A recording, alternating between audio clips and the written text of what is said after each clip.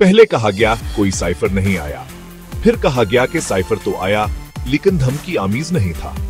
फिर बयानी बनाने की कोशिश की गई है, धमकी आमीज साइफर तो आते हैं रहते हैं, कौन सी नई बात है।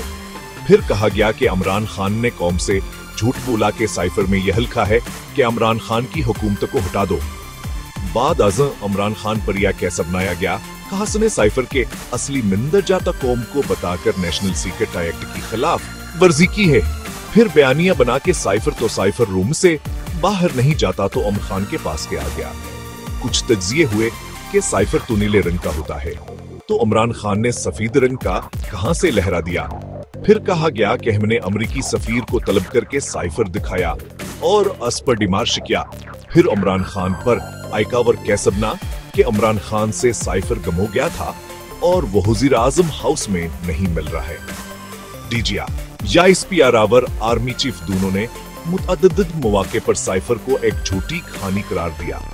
अब हम सुन रहे हैं कि इमरान खान ने अमरीकी सफीर से इजाजत लेकर 10 मार्च के जलसे में साइफर लहराया था और अमरीका के गैर सफारती कोशों और अपनी हुकूमत गिराने के साज खुद अमरीका की मर्जी से बेनकाब की थी। कहा जाता है एक झूठ को छुपाने के लिए सोज बोलने पड़ते हैं, मगर साइफर कंपनी के गले ऐसा पड़ा है कि वो झूठ भे बोलने के बाद बयानिया हाथ उन्हें आ रहा है। कंपनी की कलाबाजियां देखकर इकरार अल हसन का वह डायलॉग याद आ रहा है जब उसने अपने तीसरी बीवी को कहा था कि तुम्हारी माँ किसी एक जानवर खड़ी हो तो तुम्हें मछली खिलाऊं ना। तहरीर मोहम्मद नासिर सदीकी।